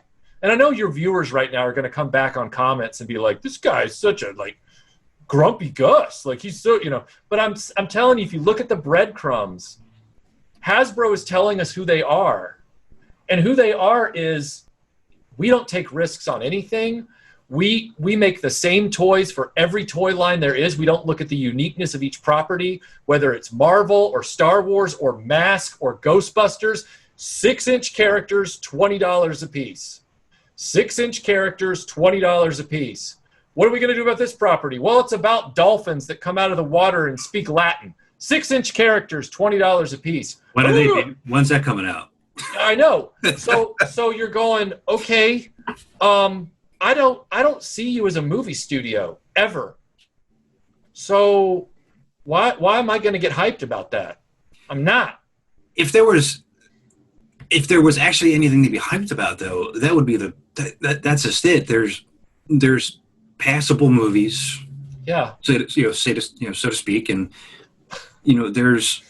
Yeah, my head didn't get caught on fire while I watched it, so it's passable. Yeah. There's these elements there, and I just, if you have the premise of all this stuff, what's holding you back? Right. Where's the holdup? Are you hurting for money? Probably, because the quality of things has been going down, as you said. Well, they just had the news story that said that Hasbro has lost 29% of its profit because of everything going on in the world right now. And I'm going, it's not just that, financial analysts. It's also because for the last 5 or 6 years especially, but really the last decade, they've been focused elsewhere. Like, it's like saying I make flashlights, but what I really want to be is a dancer. And it's like, you've been too focused on being a dancer, and now you're wondering why your flashlights aren't selling? Maybe it's because you haven't been focused on your core business. All right? And so Hasbro is in that boat right now. A century-old movie studio can't get movies made right now because of what's going on. Correct. Now you have a company that wants to be a studio but isn't. And they're not getting their toys out properly because they're a toy company, but they've forgotten that. And they're like, why are we losing so much money? And it's like, well, maybe because the analysts have said the demand for your products is there and you ain't paying attention. You're like, no, we want to make movies. We want to dance. I hope there's no dancing in the M.a.s.k movie. Well, it's like Hasbro, we don't care that you want to be a dancer. That's not what you do. If the CEO of Hasbro wants to be a dancer, he needs to quit and go be a dancer. He can do it on the side, can't he? You can do it on the side. Yeah. Yes. Do it in the board meetings. I don't care. Just give me something. Do you think a M.a.s.k movie could work? Yeah. And do you think if they made it a little bit more of today, like IDW did it, would it be the same premise where we think that what Kerouac did made more sense for the comic? Would that translate with the movie as well? Do you think? Like the problem that studios make all the time with these 80s properties that then they try to make into a new film or whatever, usually with the films, and 70s properties too, for that matter, and with Power Rangers, 90s properties, they forget that, and I feel like they think that if I make it in the time period that it was set, then it's going to be a satire, because they can only think of the past as a satire. So like Starsky and Hutch, or the Brady Bunch, which was already a comedy anyway. That's probably not the best example. Addams Family, well, that was a comedy before, but like Starsky and Hutch was not a comedy, and they turned it into a comedy. Or so when they modernize it, it's happened a lot. I'm having a hard time pulling up my example. I know the premise you're trying to get to, though. Yeah. Yeah. They modernize it, and when they modernize it, they forget once again. It's like, it's okay to be serious, but you've stripped whatever that property is of all the trappings that made it famous to begin with, and so now it's unrecognizable.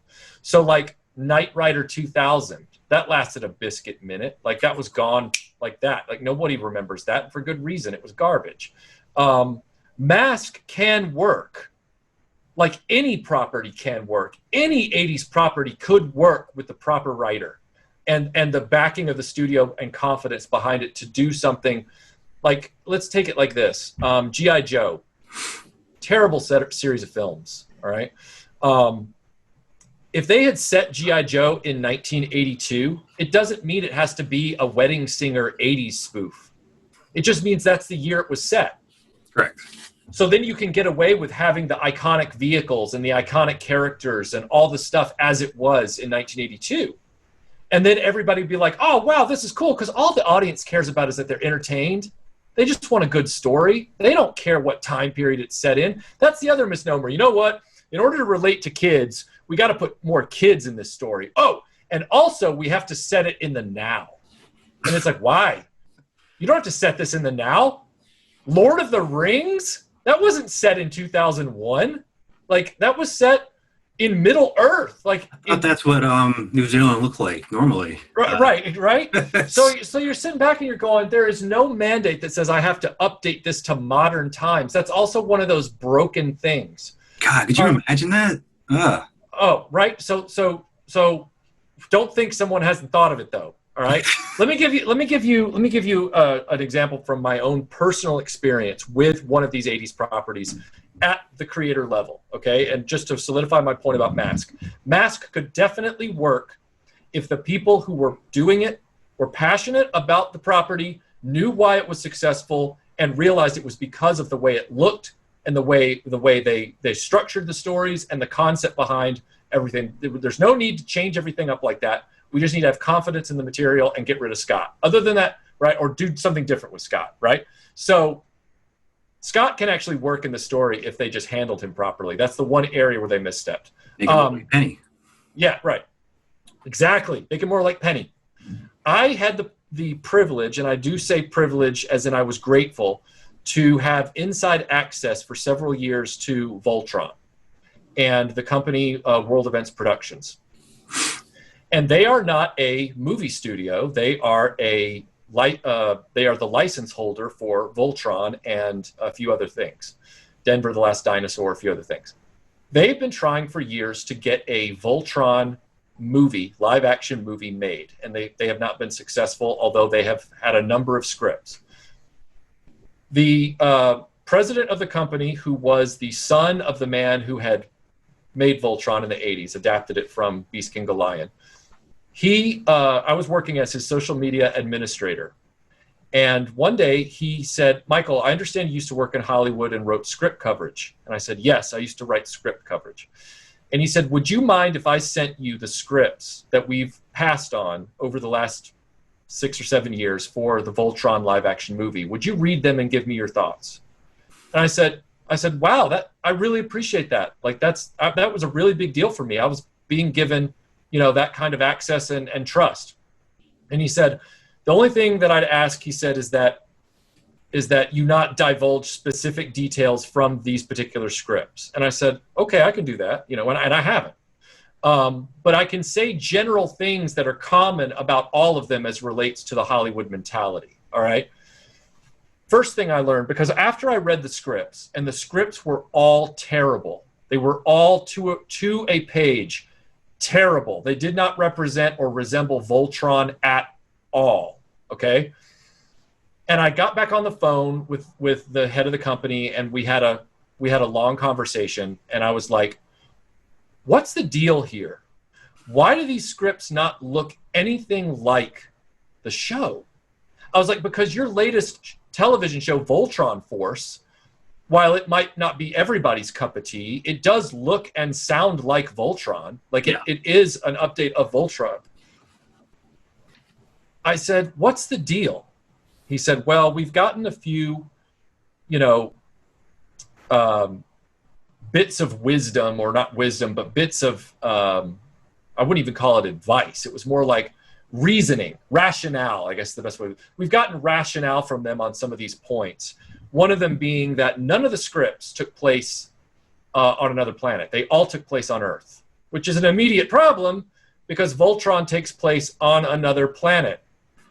And I said, what's the deal with that, right? He goes, and I'm glad you're sitting down for this, because this is the kind of logic that this, again, I want to be clear. This was not his logic. This was what the production companies were telling him when they were trying to get these scripts written on spec.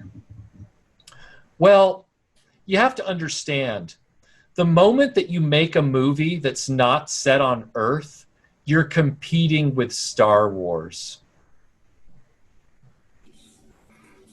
So I said to him, I said, wait a second. So 99.9% of movies are set on Earth so as not to compete with the 0.1% of movies that are Star Wars. So instead, you'd rather compete with 99.9% of all movies ever made? I was like, who are these people? I was like, are they drunk? Like all the time? Like what kind of rationale is that? But that 0.1% though, it's Star Wars. It's too powerful. Oh no, it's too powerful. We can't.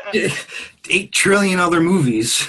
Right. So I'm going, you just stripped all of the uniqueness out of your property. You stripped all of it out in order to avoid one property that, what?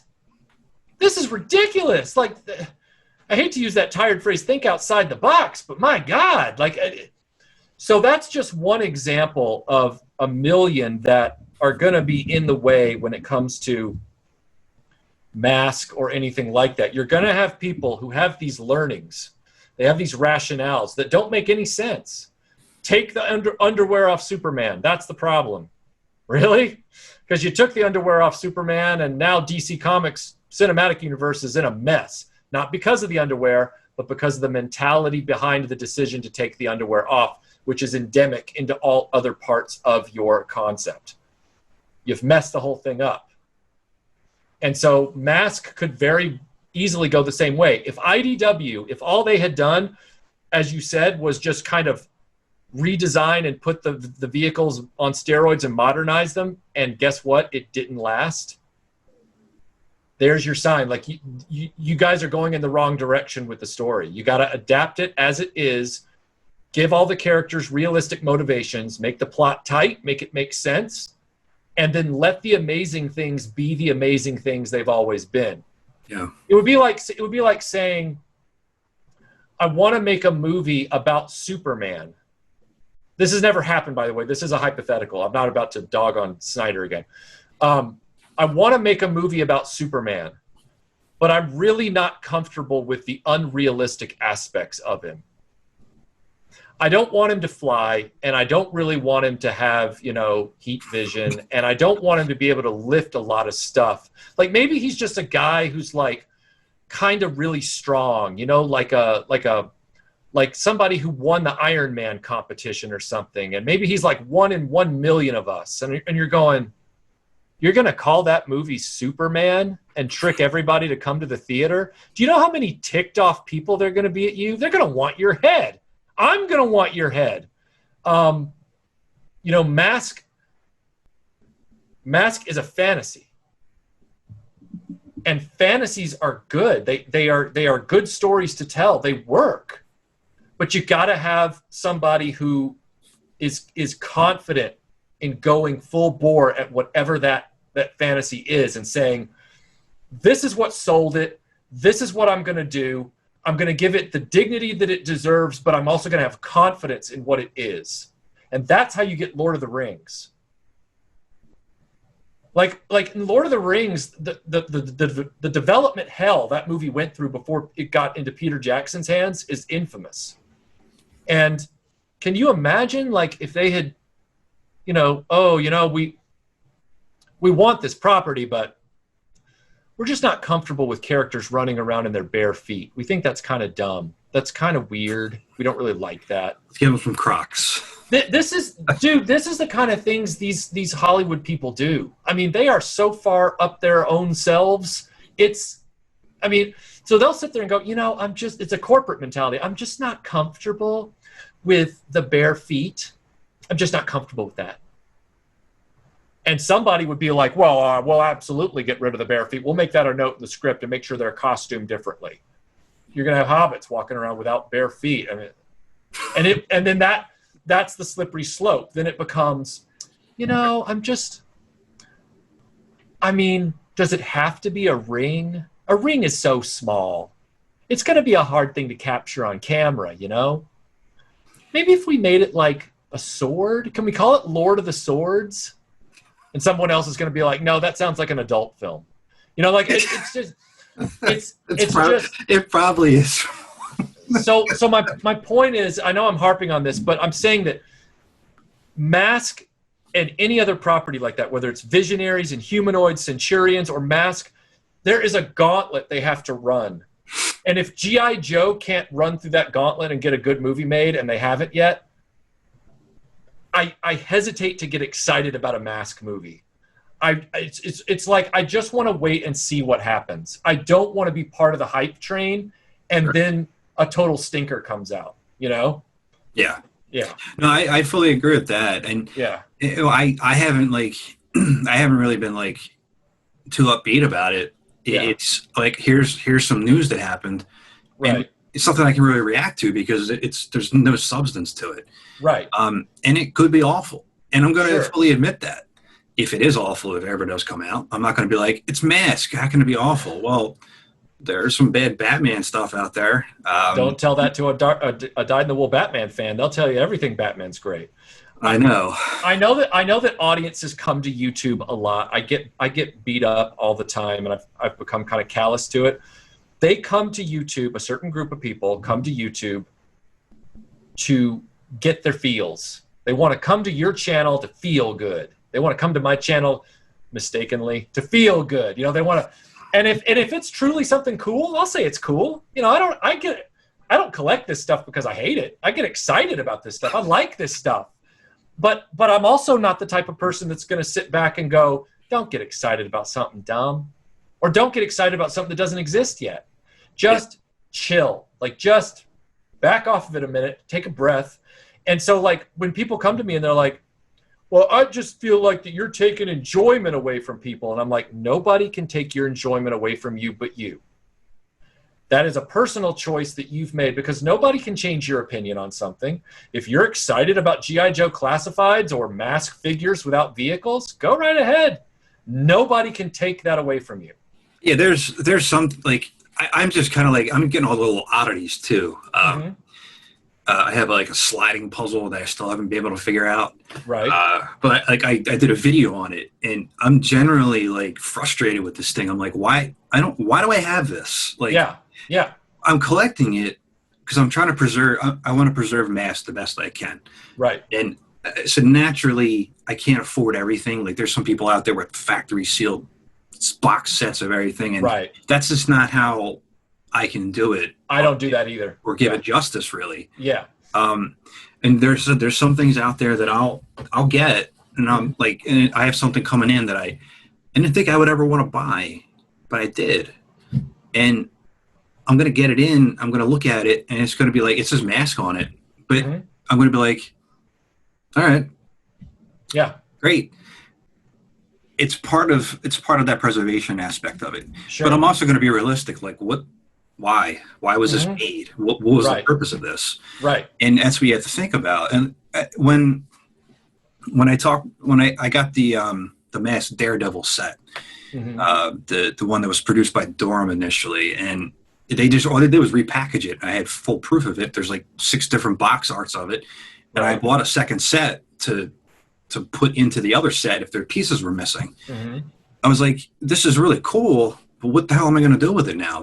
I literally have nowhere to put it. It's like displaying Rhino or Boulder Hill. Like, I want to preserve it. I want people to remember that. And that's part of it. I want to, it's not factory sealed. It was beat up. But it still worked. And that's what I want to do. I want to make sure that is held. And I know M.a.s.k YouTube channel it's a very niche market. Sure. But like I said, before we started recording and everything, there's people out there like you and Melinda who find the good aspect of things, but also talk about the realistic points of things as well. You talked about the gull wing doors and why was the Delorean one of the commercials, and like how did the M.a.s.k come down, and you point out the things that they're a little suspect on the animation and writing there, and until you pointed out that Delorean, I forgot that was actually in the commercials. I was like, wait, why was that in there? Am I missing one? Am I missing a vehicle?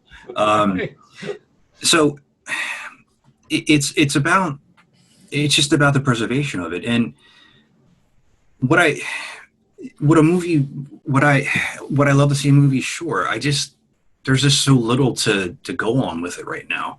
Yeah. And it's an interesting story that you talked about with the Voltron, movie scripts. and that was a property that's had iterations made over Yep. again. Yep. There's still not a live action movie, so it makes you wonder where something like Mask fits into that realm. I mean, we had Gem. That was something. I can't say the word on YouTube, but it's it was it. You had that, and you go, oh God, that's set the '80s movies back 80 years. But I'm just grateful for channels like yours and the people out there that and the fans of the show and that keep asking the questions and they keep coming back, and not just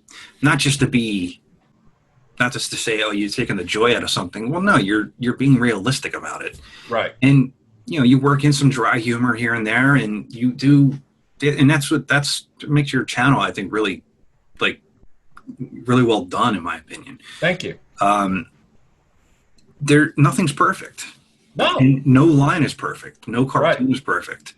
Batman the Animated Series is pretty close. I talk a lot about Batman. Oh yeah, but that's pretty close. That's why I haven't done that review yet. You're going to have opinions that make the world go around, but as long as channels like yours that are out there that are taking the memories and preserving them, that's what's really important to me. It's remembering throwing the M.a.s.k vehicles at your brother, your sister when you were younger, and I did that with my Voltron too, the cast iron. Oh, he's still alive today. Oh, that's good. Yeah, he might not have been. It's what, and then I have the remake of it where it's plastic, so it's kind of a letdown. But just watching the show, seeing all the things that you're passionate about, and whether an episode gets 1 view or 2 billion, hopefully that one view saw the video and it's like, you know what, I remember having that. I remember that. And if you give that fond memory, that's what's really important to me. Anyway. Some people's memories are very fragile though, and they feel like other people need to reinforce their nostalgia goggles when they watch it. They don't want to watch something to learn. They don't want to watch something.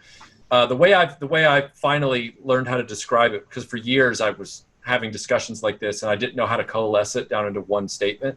But most people, I shouldn't say most, a good number of people, because I don't know for sure that it's majority, but a good number of people, they back into their nostalgia for warmth and safety. Like they back into it and let it put its arms around them to make them feel better about a bad day they had, or it's their happy place. It's it's what makes them fly in Neverland. It's that happy thought, or whatever it is. We at RetroBlasting, can't speak for you, but we at RetroBlasting, I've always been the person who turns and confronts my nostalgia.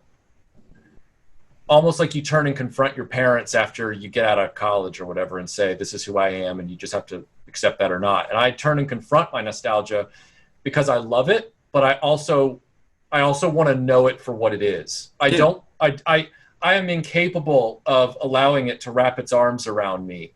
And it's even less possible now that I run a channel like this because, my Melinda told me the other day, she said, Michael, sometimes I just worry that you're not resting and relaxing enough. You're not playing enough. You're not sniffing the roses enough. You're working a lot.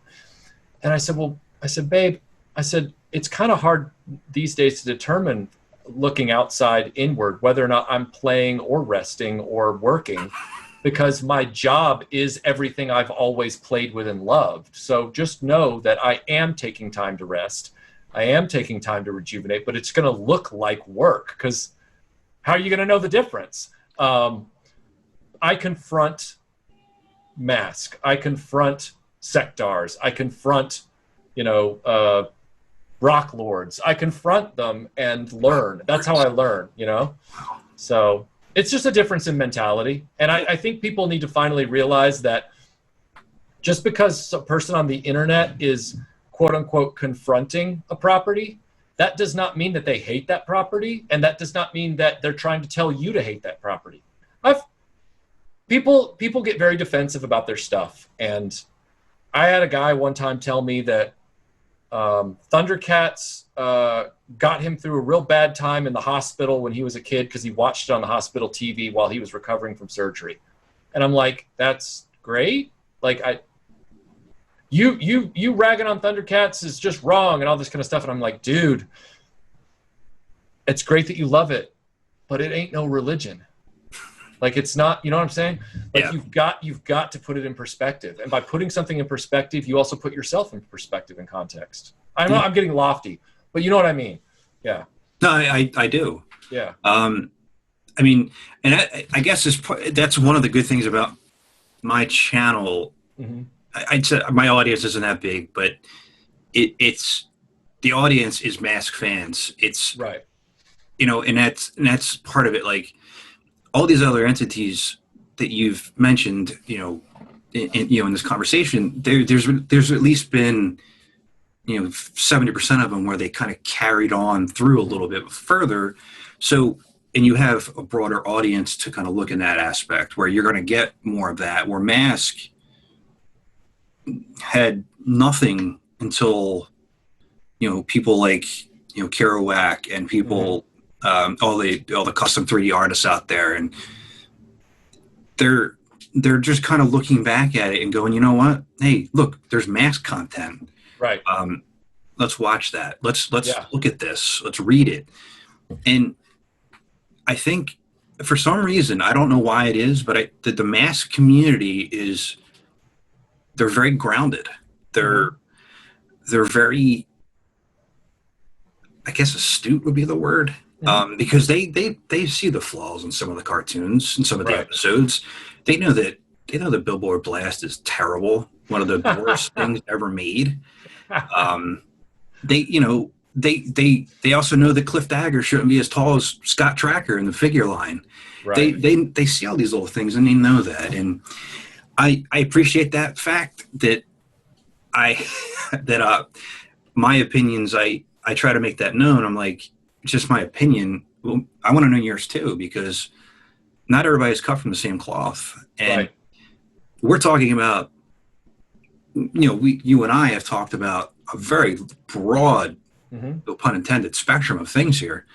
And, you know, we've been on this for over like an hour and 45 minutes. And I feel like I've only scratched a surface with you on this. Yeah, whole aspect of things, and that's what I love, is that we're talking about, this is a conversation about M.a.s.k, but yet we're talking about all these other entities, what they've done, and we're remembering back to those elements, right? But we're bringing it all back into M.a.s.k and then correlating it out to why it was so great, why it was, you know, there were issues with it. And again, you brought up earlier, the trouble with Hondo. Why was that the case? Why is he wearing Blaster 2? Why is Hurricane there? And why did Hurricane not appear till like episode 30? Like, what happened there? Yeah. Why did they choose that moment to have continuity? Like, what? Yeah. Yeah. And then Hurricane was back later. Like, or Firecracker was back later. Yep. And I was like, and I didn't even realize that. I was like, I had to point this out. So I did an agent profile of Hondo. I talk about like the cartoon and the toy aspect of it. And I'm talking about those points. Like, I was like, the voice acting was great. I love the character of Hondo, history teacher who's like, screw this class, I'm leaving. You know, but you can't look at the good without looking at, well, why? Wait, there's Hurricane. There's Hondo with Blaster 2. Right. What's going on here? Wait, and all of a sudden Hondo's missing, but Dusty's got Firecracker.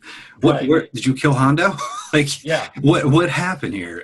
So you have to look at all aspects of it. And like I said earlier, that's one of the reasons why I like your channel. Thank you. And plus, I'll watch episodes of things that, and you know, it's no disrespect or anything like that, but it's things that I don't even care about. But I'll watch it to learn. I make videos about things I don't care about.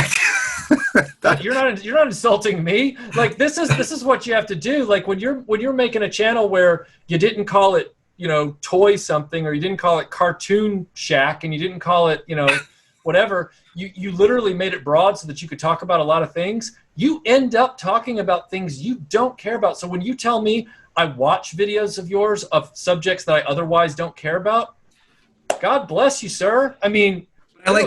I like learning about them, though. Yeah, I love the learning. thing. Yeah. Do I like making videos about all the stuff I do? I do, to a point. Right. There's some things I haven't talked about a couple things yet because I don't want to talk about it yet. I'm trying to think of a way to do it in a way that still makes sense. And the same reason why you said you didn't do a Batman animated series one yet, because how can you talk about something that's that near perfect? And exactly. One of the questions I get asked all the time is, how come you haven't reviewed Thunderhawk yet? Well, I can't. Not yet anyway. It's, how do I review something that meant that much to me? And I feel is the perfect toy. Yes. Absolutely. It's got seatbelts. It's got little bombs and it's got gull-wing doors. It's got gull-wing doors, and somehow it flies. There's these elements of it that I haven't been able to. I can't talk about it yet because I'm not there. And there's also something I reviewed Billboard Blast, and I try to do it in a funny aspect because I hate the damn thing so much. And I talked about it a lot here. I was like, how do I review this in a way I can still talk about it, but I'm getting enjoyment out of it as well. Right. And that's what I hope that even though you don't want to talk about something, let's say, hopefully that the enjoyment factor is still there, because you're still reaching out and helping somebody understand or learn more about one of those aspects. And it's just important to preserve the history of those types of things, I feel. Oh yeah. I'm not the type of person generally, unless, as far as being on YouTube, when I say I'm not the type of person, I'm not the type of YouTuber that, and I'm glad, first of all, I want to say I'm glad that those channels are out there, because it's been very valuable in helping me point someone in that direction when someone just needs a review of one toy. I just need to figure out how Wheeljack works, or I just need to figure out what the deal is with the jackhammer from m.a.s.k. And you go, this is a good link, this is a good reviewer, this is a good, whatever. Because people have asked me a lot, why don't you just take a vehicle or a figure and review it? And I generally only do that because we're all different. And my brain works going, unless that figure or vehicle is just really hilariously weird, and I can do a weird video about it, I usually group them up, and I do videos about an entire group or an entire wave or something like that. Yeah, and I appreciate that. Yeah, because you're talking about the whole aspect of it. Yes. For this channel especially, that would be 2 episodes and I'd be done. So yeah, it's and that's the thing. That's why m.a.s.k. largely was 2 episodes, but I keep revisiting the show and seeing weird things, and then I'm like with Hondo, I'm like, what the what? And so then I do a video about that. Or the Gloria Baker thing has always bothered me, but I finally have the punctuation mark on that, so I can finally do that video. But am I really going to sit back and do a dedicated video about the Bullet? I mean, maybe if I suddenly find something hilarious about it, then maybe I would. But ultimately, probably not. So it's also timing. Somebody asked me one time, because there are people that love my m.a.s.k. style format with the part 1, part 2, and they're desperate for me to do that with G.I. Joe. They're desperate for me to do that with He-Man. And I'm like, listen, G.I. Joe fans, He-Man fans, look, just stop. You already got everything. You got everything. It's have you seen how big your toy lines are? You have multiple seasons of your TV show. You can't get through that in one video. There's no way. And they're the only way you can get new m.a.s.k. cartoon content is if you watch the episodes backwards, I guess. Yeah, right? That's about it. Or find somebody who has a torrent or bootleg of the racing season, so you can finally watch that again. Well, it's interesting you said that, because Shout only had 65. There was a release from Madman Entertainment. Oh, was had it? all 75 episodes from Australia. Oh, and okay. I have the sets Uh-huh.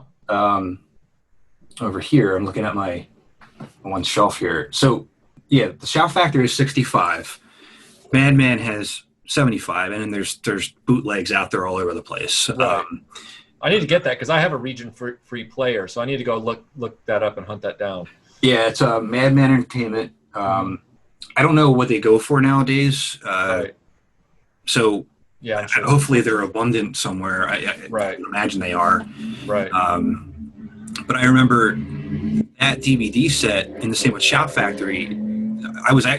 Both companies approached me and asked me about things, which was pretty cool. Like, yeah, one of them, I forget which one it is off the top of my head, but there's like a little like thank you to the website on it. And oh, cool. you know, they were asking me questions about, you know, some of the cast members and like, you know, what about this here? Do you think this works here?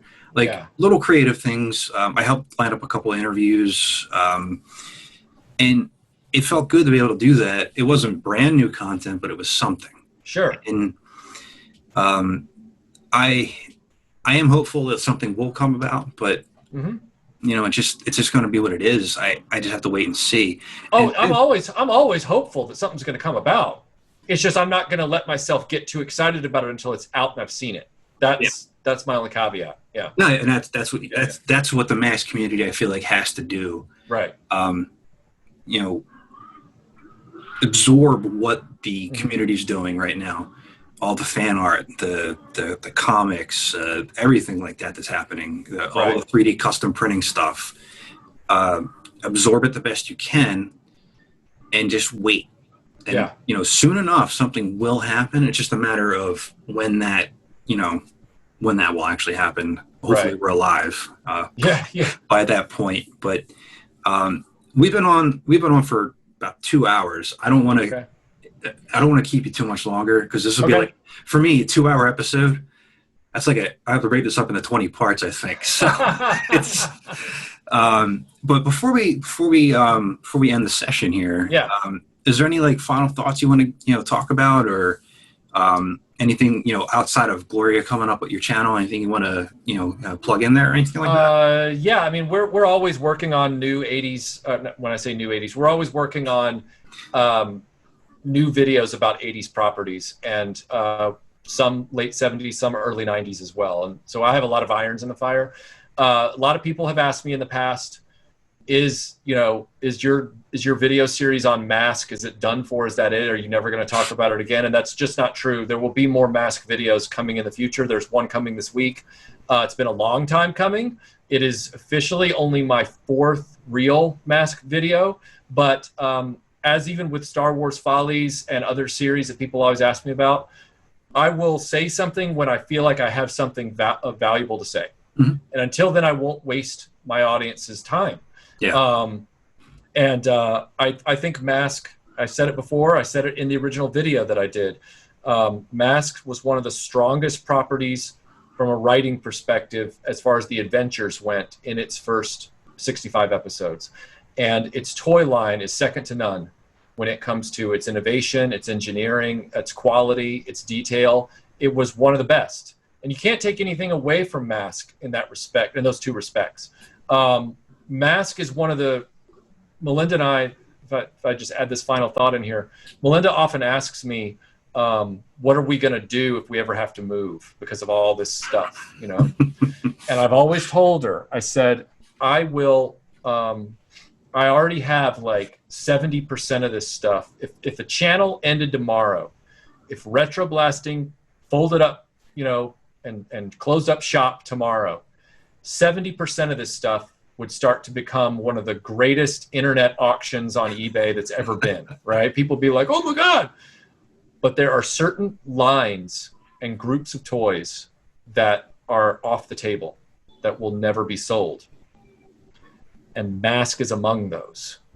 So I love the property despite the swimming lessons, and I'm never getting rid of those toys. And now I got to go start looking for that Australian set so I can have the last 10 dog pile episodes, but I'll have them. I'll have them for sure. I'm gonna review them soon. Okay. Every time I do a video review, of the episodes, I get Shout Factory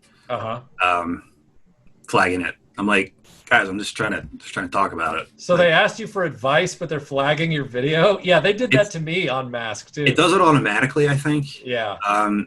So, and you know, it's kind of annoying in that aspect where I'm trying to like review an episode or kind of look, you know, especially the ones that have the historical aspects to it, because I want to also talk about that historical aspect. But if you show 8 seconds of a clip of anything, it's like copyright claim or whatever. Yep. And I understand, you know, it is what it is on that front, but I wish it wasn't the case when you're one of the few people out there trying to keep the property moving. And that wasn't. Do they get back to you and lift the claims when you appeal them, or? I haven't appealed them. I'm not monetized, right? So I guess the joke's on them. I don't know. You know, there's no strikes or anything like that. It's just, you know, just the claims on it. But it's kind of kept me from doing more of them. But I really want to talk about the racing series because it's an anomaly of great proportion. Yep. Some people love it. Kerouac does love it. And he actually did a really good send-off to it in his comic. I don't hate it. I just hate that it went from one to the other so abruptly with no rhyme or reason. So yeah, it's like Buck Rogers season 1 versus Buck Rogers season 2. It was so just horrible that it was like, oh, what did they do? Why did they change the format? Oh my God! And now the show's over. Yeah, you killed it. You killed it. Oh, Michael, this was a true pleasure. Thank you very much for hanging out for so long. And I'm really looking forward to your shark episode. Gloria and Shark is one of my pet peeves with the line. Same. And, looking forward to it. And if you ever want to talk M.a.s.k again, you know, I'd love to have you back on, or vice versa if you ever want to for any reason.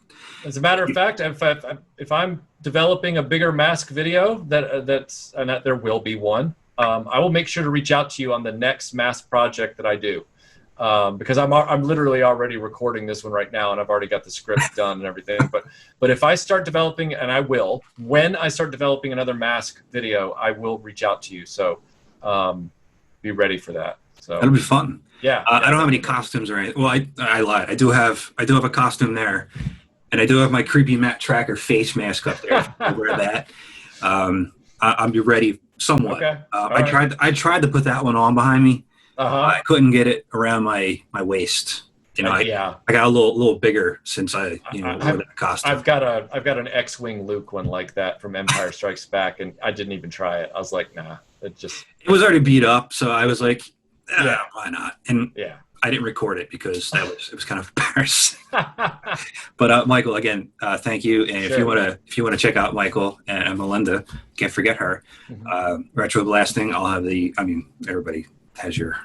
I'm sure everybody watching this. You'd be surprised people that are like, I just found you a few days ago. It's like, oh wow, the internet's a big place. So well, the link will be in the description, and I really again appreciate it very much. So for Michael, I'm Bill, and until next time. Please like, comment, and subscribe to help keep M.a.s.k alive, and we'll talk to you later. Spectrum's got such supervision.